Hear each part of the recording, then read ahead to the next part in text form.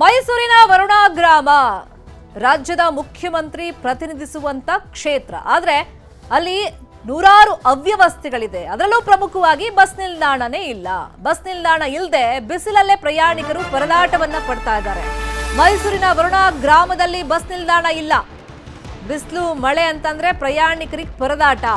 ಮೈಸೂರು ಕೊಳ್ಳೇಗಾಲ ಸೇರಿದಂತೆ ಇತರೆಡೆ ತೆರಳೋಕ್ಕೂ ಕೂಡ ಆಗ್ತಾ ಇಲ್ಲ. ಬಸ್ ನಿಲ್ದಾಣ ಇಲ್ಲದೆ ಕೆಎಸ್ಆರ್ಟಿಸಿ ಬಸ್ಗಳು ನಿಲ್ಲಿಸ್ತಾ ಇಲ್ಲ. ಯತೀಂದ್ರಗೆ ಹಿಂದೆ ಸಾಕಷ್ಟು ಬಾರಿ ಮನವಿ ಮಾಡಿದ್ರು ಕೂಡ ಏನು ಪ್ರಯೋಜನ ಆಗಿಲ್ವಂತೆ. 2 ವರ್ಷಗಳ ಹಿಂದೆ ಭರವಸೆಯನ್ನ ಕೊಟ್ಟಿದ್ರಂತೆ ಎಂಎಲ್ಸಿ ಯತೀಂದ್ರ, ಮಾಡ್ಕೊಳ್ಳೋಣ ಬಸ್ ಸ್ಟ್ಯಾಂಡು ಅಂತ ಹೇಳಿ. ಶುದ್ಧ ಕುಡಿಯೋ ನೀರಿನ ಘಟಕಕ್ಕೂ ಜನ ಬೇಡಿಕೆಯನ್ನ ಇಟ್ಟಿದ್ದಾರೆ. ಸಿಎಂ ಕ್ಷೇತ್ರದಲ್ಲೇ ಹೀಗಾದ್ರೆ ಇನ್ನು ಉಳಿದ ಕಡೆ ಪರಿಸ್ಥಿತಿ ಹೆಂಗೆ ಅಂತ ಹೇಳಿ ಜನ ಹೇಳ್ತಾ ಇದ್ದಾರೆ. ಬಿಸಿಲು ಮಳೆಯಲ್ಲೇ ಬಸ್ಗೆ ಕಾಯ್ತಾ ಇದ್ದಾರೆ ಸಾರ್ವಜನಿಕರು, ಪ್ರಯಾಣಿಕರು.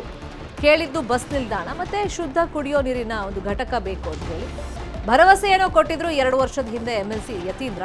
ಆದ್ರೆ ಇದುವರೆಗೂ ಕೂಡ ಅದನ್ನ ಈಡೇರಿಸಿಲ್ಲ ಅನ್ನೋ ಕಂಪ್ಲೇಂಟ್ ಇದೆ. ಮೈಸೂರಿನ ವರುಣಾ ಗ್ರಾಮದಲ್ಲಿ ಬಸ್ ನಿಲ್ದಾಣ ಇಲ್ಲ. ಬಸ್ ನಿಲ್ದಾಣ ಇಲ್ಲದೆ ನೋಡಿ ರಸ್ತೆ ಬದಿಯಲ್ಲಿ ಹಿಂಗೆ ಬಿಸಿಲಲ್ಲಿ ನಿಂತ್ಕೋಬೇಕು. ಈಗ ಸಮ್ಮರು, ಮಳೆಗಾಲ ಶುರು ಆದ್ಮೇಲೆ ಮಳೆಗಾಲದಲ್ಲಿ ನಿಂತ್ಕೋಬೇಕು. ಪ್ರಯಾಣಿಕರಿಗೆ ಒಟ್ನಲ್ಲಿ ಕಷ್ಟ. ಬಸ್ ನಿಲ್ದಾಣ ಇಲ್ಲ ಅಂದಮೇಲೆ ಎಲ್ಲ ಬಸ್ಸು ನಿಲ್ಲಿಸ್ತವೆ ಅಂತ ಹೇಳಿ ಗ್ಯಾರಂಟಿ ಇಲ್ಲ. ಎಷ್ಟೊತ್ತಿಗೆ ಬಸ್ ಬರುತ್ತೆ, ಯಾವ ಬಸ್ ನಿಲ್ಲಿಸುತ್ತೆ, ಅದು ಗ್ಯಾರಂಟಿನೇ ಇಲ್ಲ. ಅಟ್ಲೀಸ್ಟ್ ಒಂದು ಬಸ್ ನಿಲ್ದಾಣ ಮಾಡಿಕೊಟ್ರೆ ವ್ಯವಸ್ಥೆ, ಬರೋ ಬಸ್ಗಳು ನಿಲ್ಲಿಸ್ತವೆ, ನಮ್ಗೆ ಅನುಕೂಲ ಆಗುತ್ತೆ ಅಂತ ಹೇಳಿ ಪ್ರಯಾಣಿಕರು ಹೇಳ್ತಾ ಇದ್ದಾರೆ. ಸೊ ಪ್ರಯಾಣಿಕರು ಏನು ಹೇಳಿದ್ದಾರೆ ನೋಡೋಣ. ನಮ್ಮ ಗ್ರಾಮ ಪ್ರತಿನಿಧಿಸುವಂತಹ ಶಾಸಕರು, ಮಾನ್ಯ ಮುಖ್ಯಮಂತ್ರಿಗಳು ಏನಿದೆ ಅಂದ್ರೆ ನಮ್ಮ ಗ್ರಾಮಕ್ಕೆ ಯಾವುದೇ ತರಹದ ಸವಲತ್ತಿಲ್ಲ. ಒಂದು ಬಸ್ ಸ್ಟ್ಯಾಂಡ್ ಇಲ್ಲ. ಕುಡಿಯೋ ನೀರಿನ ಸಮಸ್ಯೆ ಆಗಿದೆ. ಇಲ್ಲಿ ಅಪಘಾತಗಳಾಗ್ತಾ ಇದೆ. ಬಸ್ಸು ನಿಲ್ಲಿಸಬೇಕು ಅಂತ ನಾವು ಒಂದು ಕೋರಿಕೆಯಿಂದ ಲೆಟರ್ ಕೊಟ್ಟಿದ್ವಿ. ಕೋರಿಕೆ ಬೋರ್ಡ್ ಹಾಕಿದ್ರೆ ಮಾದೇಶ್ವರ ಬೆಟ್ಟಕ್ಕೆ ಕೊಳ್ಳೇಗಾಲಕ್ಕೆ ಹೋಗೋ ಬಸ್ಸು ನಿಲ್ಲಿಸ್ತಾ ಇಲ್ಲ. ಒಂದು ಬಸ್ ಸ್ಟ್ಯಾಂಡ್ ಇಲ್ಲ.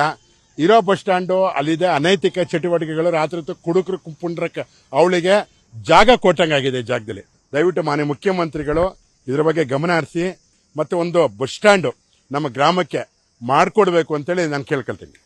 ಒಂದು ಬಸ್ ಸ್ಟ್ಯಾಂಡ್ ಕರೆಕ್ಟಾಗಿ ಇಲ್ಲ ನೋಡಿ, ವ್ಯವಸ್ಥೆ ಇಲ್ಲ. ನಮ್ಮ ವರುಣಾ ಗ್ರಾಮದಲ್ಲಿ ಬಡವರು, ವಯಸ್ಸಾದವರು ಎಲ್ಲರೂ ನೋಡಿ ಎಲ್ಲ ವಿಚಿತ್ರ ಆಗ್ಬಿಟ್ಟಿದೀವಿ.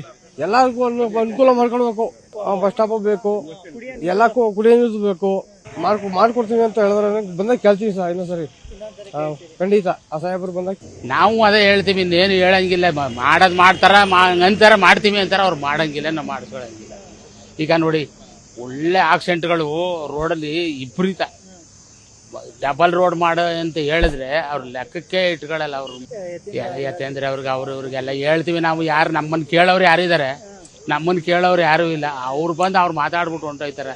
ನಮ್ಮೊಬ್ಬರಿಗೇನು ಬೇಡಿ, 4 ಜನಕ್ಕೆ ಒಳ್ಳೇದಾದ್ರೆ ಎಲ್ಲರಿಗೂ ಒಳ್ಳೇದು. ಹಣ ಕುಡಿಯೋ ನೀರಿಗಿಂತ ನಮ್ಮ ಶಾಲಾ ಮಕ್ಳಿಗೋಸ್ಕರ ಒಂದು ಬಸ್ ಸ್ಟಾಪ್ ಅಂತ ಬೇಕು ಅಂತ ಹೇಳ್ತಿದ್ದೀನಿ. ಆಮೇಲೆ ಬಸ್ಗಳು ಆ ಕಡೆಯಿಂದ ಬಂದ್ರೆ ಯಾವ ಸಬರ್ ಗಾಡಿಗಳು ಯಾವ ನಿಲ್ಸಲ್ಲ. ಅದು ಶಾಲಾ ಮಕ್ಳಿಗೆ ಒಂಥರ ತೊಂದರೆ ಆಗ್ತಾ ಇದೆ. ಹುಡುಗರು ಒಂದು ಶಾಲಾ ಮಕ್ಳು ಹುಡುಗರಿಗಾಗಿರ್ಬೋದು ಒಂದು ಭದ್ರವಾದ ಒಂದು ವ್ಯವಸ್ಥೆ ಇಲ್ಲ. ಒಂದು ಬಸ್ ಸ್ಟ್ಯಾಂಡ್ ಇಲ್ಲ. ಪಾಪ ಸ್ಕೂಲ್ಗೆ ಹೋಗೋ ಮಕ್ಕಳಿಗೆ ಒಂದು ಬಸ್ ಸ್ಟಾಪ್ ಇದ್ರೆ ನೆಳ್ಳಲ್ಲಿ ಒಂದು ಸ್ವಲ್ಪ ಇದ್ದು ಏನೋ ಒಂದು ಜವಾಬ್ದಾರಿ ಇರುತ್ತೆ, ಬಸ್ ಹತ್ಕೊ ಹೋಗ್ಬೋದು. ಆಮೇಲೆ ಬಸ್ ಸ್ಟ್ಯಾಂಡ್ ನಿಲ್ಸ್ತಾ ಇಲ್ಲ. ಒಂದು ಬೀದಿ ದೀಪ ಇಲ್ಲ. ಇಲ್ಲಿಗೆ ಮೇನ್ ಒಣ ಕ್ಷೇತ್ರ ಹೇಳಕ್ ಮಾತ್ರ ಒಣ ಕ್ಷೇತ್ರ. ಅದೇ ಒಂದು ಲೈಟ್ ಕಂಬ ಇಲ್ಲ. ಲೈಟ್ ಕಂಬದ ಒಂದು ಬೀದಿ ದೀಪ ಇಲ್ಲ. ಕತ್ಲಾರೆ ನೈಟು ಇಲ್ಲೆಲ್ಲ ಎಣ್ಣೆ ಹೊಡೆಯೋದು, ಕುಡುಕರುಗಳು ಎಲ್ಲ ಪ್ರತಿ ಒಂದು ಬಸ್ ಸ್ಟ್ಯಾಂಡ್ ಇದೆ. ಅಲ್ಲಿ ಬಸ್ ಸ್ಟ್ಯಾಂಡ್ ಎಲ್ಲ ಹಾಳಾಗ್ತಾ ಇದೆ. ಸ್ಥಗಿತವಾಗಿ ನಮಗೆ ಒಂದು ಬಸ್ ಸ್ಟಾಪ್ ಬೇಕು ಈಗ ಒಣ ಸ್ಟ್ಯಾಂಡ್ ಅಲ್ಲಿ. ಆಮೇಲೆ ಸ್ಕೂಲ್ ಮಕ್ಕಳಿಗೆ ಒಂದು ಸ್ವಲ್ಪ ನಿಂತ್ಕಡಾಗ ಬಿಸ್ತಲ್ಲಿ ಒಂದು ಕುಡಿಯೋ ನೀರು ವ್ಯವಸ್ಥೆ ಮಾಡ್ಕೊಡ್ಬೇಕು. ಇಲ್ಲಿ ಒಂದು ಎಲ್ಲಾ ಸಿಟಿ ಬಸ್ಗೆ ಕಂಪೇರ್ ಆಗಿದ್ದಾರೆ. ಮತ್ತೆ ಪ್ರೈವೇಟ್ ಬಸ್ ಟೈಮ್ ಸೆನ್ಸ್ ಇರಲ್ಲ. ಈಗ ಕೆಎಸ್ಆರ್ಟಿಸಿ ಅಂತಂದ್ರೆ 10 ನಿಮಿಷಕ್ಕೊಂದು, 1/4 ಗಂಟೆಗೆ ಒಂದು, ಅರ್ಧ ಗಂಟೆಗೆ ಒಂದು, 1 ಗಂಟೆ ಟೈಮ್ಗೆ 10 ಬಸ್ ಇದ್ದಾವೆ. ಖಾಲಿ ಬಸ್ಸು, ಜನ ಇರಲ್ಲ. ಹೋಗೋ ಬಸ್ನ ಸ್ಟಾಪ್ ಕೊಟ್ರೆ ಅಟ್ಲೀಸ್ಟ್ ಅವ್ರ ಟೈಮಿಂಗ್ಸ್ಗೆ ಅವ್ರ ಮನೆಗೆ ಹೋಗ್ಬೋದು.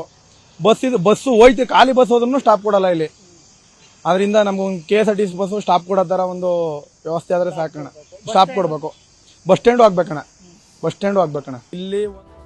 ಅದೇ ವಿಚಾರವಾಗಿ ಇನ್ನಷ್ಟು ಡೀಟೇಲ್ ಆಗಿ ಇನ್ಫಾರ್ಮೇಶನ್ ಕೊಡ್ತಾ ಹೋಗೋದಕ್ಕೆ ನೇರ ಸಂಪರ್ಕದಲ್ಲಿ ಕನೆಕ್ಟ್ ಆಗಿದ್ದಾರೆ ನಮ್ಮ ರಿಪೋರ್ಟರ್ ಆನಂದ್. ಮುಖ್ಯಮಂತ್ರಿಗಳು ಪ್ರತಿನಿಧಿಸುವಂತ ಕ್ಷೇತ್ರದಲ್ಲೇ ಹಿಂಗಾದ್ರೆ ಉಳಿದ ಕಡೆ ಹೆಂಗೆ ಅಂತ ಸಹಜವಾಗಿ ಒಂದು ಪ್ರಶ್ನೆ ಮೂಡುತ್ತೆ. ಕೇಳ್ತಿರೋದು ಒಂದು ಬಸ್ ನಿಲ್ದಾಣ, ಕುಡಿಯೋ ನೀರಿನ ಘಟಕ. ಈ ಎರಡೂ ವ್ಯವಸ್ಥೆ ಯಾಕೆ ಆಗ್ತಿಲ್ಲ? ಏನ್ ಸಮಸ್ಯೆ ಅಂತೆ? ಶರ್ಮಿತಾ, ವರುಣಾ ಕ್ಷೇತ್ರ ಅಂತ ಹೇಳಿದ್ರೆ ಸಿಎಂ ಸಿದ್ದರಾಮಯ್ಯನವ್ರನ್ನ 2 ಬಾರಿ ಸಿಎಂ ಮಾಡಿದಂತಹ ಕ್ಷೇತ್ರ. ಸದ್ಯ ಅಂತಹ ವರ್ಣಾ ಕ್ಷೇತ್ರದ ವರ್ಣಾ ಗ್ರಾಮದಲ್ಲೇ ಸುಸಜ್ಜಿತವಾದ ಒಂದು ಬಸ್ ನಿಲ್ದಾಣ ಇಲ್ಲ ಅಂತ ಹೇಳಿದ್ರೆ ಅದು ನಿಜಕ್ಕೂ ಕೂಡ ನಾಚಿಕೆಗೇಡಿನ ಸಂಗತಿ. ಯಾಕೆಂತ ಹೇಳಿದ್ರೆ ಸಿಎಂ ಸಿದ್ದರಾಮಯ್ಯನವರು MLC ಯತೀಂದ್ರ ಸಿದ್ದರಾಮಯ್ಯನವರು ಮನಸ್ಸು ಮಾಡಿದ್ರೆ ಕೇವಲ ಒಂದೇ ವಾರದಲ್ಲಿ ಒಂದು ಬಸ್ ನಿಲ್ದಾಣವನ್ನು ಅಲ್ಲಿ ಮಾಡಬಹುದು, ಶುದ್ಧ ಕುಡಿಯುವ ನೀರು ಘಟಕವನ್ನು ಕೂಡ ಅಲ್ಲಿ ಸ್ಥಾಪನೆ ಮಾಡಬಹುದು. ಯಾಕೆಂತ ಹೇಳಿದ್ರೆ ವರ್ಣಾ ಗ್ರಾಮ ಇರುವಂತದ್ದು ಮೈಸೂರು ಹಾಗೂ ಟಿ ನರಸೀಪುರ ಏನು ಮುಖ್ಯ ರಸ್ತೆ ಇದೆ ಅದರ ಮಧ್ಯಭಾಗದಲ್ಲೇ ಇರುವಂತದ್ದು. ದಿನನಿತ್ಯಲೂ ಸುಮಾರು 100 ಬಸ್ಗಳು ಓಡಾಟವನ್ನ ಮಾಡ್ತಾರೆ. ಆದ್ರೆ ಅಲ್ಲಿ ಬರುವಂತ ಪ್ರಯಾಣಿಕರು ಮೈಸೂರು ಕಡೆ ಹೋಗೋದಿರ್ಬೋದು, ನರಸೀಪುರ ಕಡೆ ಹೋಗೋದಕ್ಕಿರ್ಬೋದು, ಕೊಳ್ಳೇಗಾಲ ಇರ್ಬೋದು, ನಗರ ಕಡೆ ಹೋಗೋದಿರ್ಬೋದು, ಅಲ್ಲಿ ಬಂದು ನಿಂತ್ಕೊಂಡ್ರೆ ಬಿಸಿಲಿನ ಟೈಮಲ್ಲಿ ಬಿಸಿಲಲ್ಲೇ ನಿಂತ್ಕೋಬೇಕು, ಮಳೆಗಾಲದಲ್ಲಿ ಮಳೆಯಲ್ಲೇ ನಿಂತ್ಕೋಬೇಕು. ಆದ್ರೆ ಸುಸಜ್ಜಿತವಾದ ಬಸ್ ನಿಲ್ದಾಣ ಅಲ್ಲಿ ಇಲ್ಲ. ಮತ್ತೊಂದು ಏನಪ್ಪಾ ಅಂತ ಹೇಳಿದ್ರೆ ಇನ್ನೊಂದು ಹಳೆ ಬಸ್ ನಿಲ್ದಾಣ ಇದೆ, ಅದು ಸುತ್ತೂರು ಮಾರ್ಗವಾಗಿ ಹೋಗುವ ರಸ್ತೆ ಕಡೆ ಇರುವಂತದ್ದು. ಅಲ್ಲಿ ಏನಾದ್ರೂ ಹೋಗಿ ಕೂತ್ಕೊಂಡ್ರೆ ಇಲ್ಲಿ ಯಾವ ಬಸ್ ಬರ್ತಾ ಇದೆ ಯಾವ ಬಸ್ ಬರ್ತಾ ಇಲ್ಲ ಅನ್ನುವಂಥದ್ದು ಕೂಡ ಪ್ರಯಾಣಿಕರಿಗೆ ಗೊತ್ತಾಗೋದಿಲ್ಲ. ಇದು ಒಂದು ಕಡೆ ಇದೆ. ಮತ್ತೊಂದು ಏನಪ್ಪಾ ಅಂತ ಹೇಳಿದ್ರೆ ಬೆಳಿಗ್ಗೆ ಶಾಲಾ ಮಕ್ಕಳು ಕಾಲೇಜ್ ಮಕ್ಕಳು ಶಾಲೆಗೆ ಅಂದ್ರೆ ಶಾಲಾ ಕಾಲೇಜುಗಳಿಗೆ ಹೋಗ್ಲಲ್ಲಿ ಬಂದು ನಿಂತ್ಕೊಂಡ್ರೆ ಯಾವುದೇ ಸರ್ಕಾರಿ ಬಸ್ಗಳು ಕೂಡ ನಿಲ್ಲಿಸೋದಿಲ್ಲ. ಸುಮಾರು ಒಂದು 15 ಸರ್ಕಾರಿ ಬಸ್ಗಳು ಓಡಾಟವನ್ನ ಮಾಡಿದ್ರೆ ಯಾವುದೋ ಒಂದು ಶಟ್ಲ್ ಗಾಡಿಯಲ್ಲಿ ನಿಲ್ಲಿಸುತ್ತೆ, ಖಾಸಗಿ ವಾಹನಗಳು ಮಾತ್ರ ನಿಲ್ಲಿಸ್ತಾ ಇರುವಂತದ್ದು. ಈ ಬಗ್ಗೆ KSRTCಗೆ ಪತ್ರವನ್ನು ಕೊಟ್ಟು ಅಲ್ಲಿ ಕೋರಿಕೆಯ ಮೇರೆಗೆ ನಿಲುಗಡೆ ಅಂತ ಒಂದು ಬೋರ್ಡ್ ಅನ್ನು ಹಾಕಿದ್ರು ಕೂಡ ಯಾವ KSRTC ಚಾಲಕರು ಕೂಡ ಅಲ್ಲಿ ತಲೆ ಕೆಡಿಸ್ಕೊಳ್ತಾ ಇಲ್ಲ. ಪ್ರಯಾಣಿಕರು ಇದ್ರು ಕೈ ಕೊಟ್ಟರು ಕೂಡ ಅಲ್ಲಿ ನಿಲ್ಲಿಸುವಂತ ಕೆಲಸಕ್ಕೆ ಮುಂದಾಗ್ತಾ ಇಲ್ಲ. ಇದು ಒಂದು ಕಡೆ. ಮತ್ತೊಂದು ಕಡೆ ನಿನ್ನೆ ನಾವು ಅಲ್ಲಿ ಹೋಗಿದ್ದಂತಹ ಸಂದರ್ಭದಲ್ಲಿ ಸುಮಾರು 20ಕ್ಕೂ ಹೆಚ್ಚು ಪ್ರಯಾಣಿಕರು 11 ಗಂಟೆಯ ಬಿರುಬಿಸಿನಲ್ಲಿ ಏನು ಮುಖಕ್ಕಿರ್ಬೋದು ತಲೆಗಿರ್ಬೋದು ಟವಲ್ಗಳನ್ನ ಹಾಕಿ ನಿಂತುಕೊಳ್ಳುವಂತ ಕೆಲಸಕ್ಕೆ ಮುಂದಾಗಿದ್ರು. ಅಂದ್ರೆ ಅಷ್ಟರ ಮಟ್ಟಿಗೆ ಒಂದು ಬಸ್ ನಿಲ್ದಾಣವನ್ನು ಮಾಡಿಕೊಡ್ಲಿಕ್ಕೂ ಕೂಡ ಆಗ್ತಾ ಇಲ್ವಾ ಅನ್ನುವಂಥದ್ದು ಸಹಜವಾಗಿ ಕಾಡ್ತಾ ಇರುವಂತ ಪ್ರಶ್ನೆ. ಆದ್ರೆ ಅಲ್ಲಿ ಸ್ಥಳೀಯವಾಗಿ ವಿಚಾರಿಸಿದ್ರೆ ಇಲ್ಲ 2 ವರ್ಷಗಳ ಹಿಂದೆನೇ ಯತೀಂದ್ರ ಅವರು ಬಸ್ ಸ್ಟ್ಯಾಂಡ್ ಅನ್ನ ಮಾಡ್ಕೊಡ್ತೀವಿ ಅಂತೇಳಿ ಸ್ಥಳವನ್ನು ಗುರುತಿಸಿದ್ರು, ಅದು ಯಾಕೋ ಮಾಡ್ತಾ ಇಲ್ಲ ಅನ್ನುವಂತ ಆರೋಪವನ್ನ ಮಾಡ್ತಾ ಇದ್ದಾರೆ. ಯಾಕೆ ಒಂದೇ ಒಂದು 20 ಲಕ್ಷ ಖರ್ಚು ಮಾಡಿ ಒಂದು ಬಸ್ ನಿಲ್ದಾಣ, ಒಂದು 10 ಲಕ್ಷ 5 ಲಕ್ಷ ಖರ್ಚು ಮಾಡಿ ಒಂದು ಶುದ್ಧ ಕುಡಿಯುವ ನೀರಿನ ಘಟಕವನ್ನೇನಾದ್ರೂ ಅಂದ್ರೆ ವರ್ಣಾದ ಗ್ರಾಮದ ಮುಖ್ಯ ಮೇನ್ ರೋಡ್ ನಲ್ಲಿ ಸ್ಥಾಪನೆ ಮಾಡಿದ್ರೆ ಸುಮಾರು 100 ಪ್ರಯಾಣಿಕರಿಗೆ ಅನುಕೂಲ ಆಗುತ್ತೆ. ಇದನ್ನ ಯಾಕೆ ಮಾಡ್ತಾ ಇಲ್ಲ ಅನ್ನುವಂಥದ್ದೇ ಸದ್ಯಕ್ಕೆ ಕಾಡ್ತಾ ಇರುವಂತಹ ಪ್ರಶ್ನೆ ಶರ್ಮಿತಾ. ಅದು ನಾವು ದೃಶ್ಯದಲ್ಲೂ ನೋಡ್ತಾ ಇದೀವಿ, ಜಂಕ್ಷನ್ ತರ ಇದೆ. ಅಂದ್ರೆ ಯಾವೆಲ್ಲ ರೂಟ್ ಕನೆಕ್ಟ್ ಮಾಡುತ್ತೆ ಈ ಜಂಕ್ಷನ್, ಮತ್ತೆ ಎಲ್ಲಾ ಬಸ್ಸು ನಿಲ್ಲಿಸದೇ ಇರೋದ್ರಿಂದ ಪ್ರಯಾಣಿಕರಿಗೆ ಮತ್ತಷ್ಟು ಸಮಸ್ಯೆ ಆಗುತ್ತೆ. ಈಗ ಬೇಸಿಗೆಗಾಲ ಬೇರೆ, ಎಷ್ಟೊತ್ತು ಅಂತ ಬಿಸಿಲಲ್ಲಿ ನಿಲ್ಲೋದು, ಮಳೆಗಾಲ ಆರಂಭ ಆದ್ರೆ ಮಳೆಲಿ ನಿಂತ್ಕೋಬೇಕು.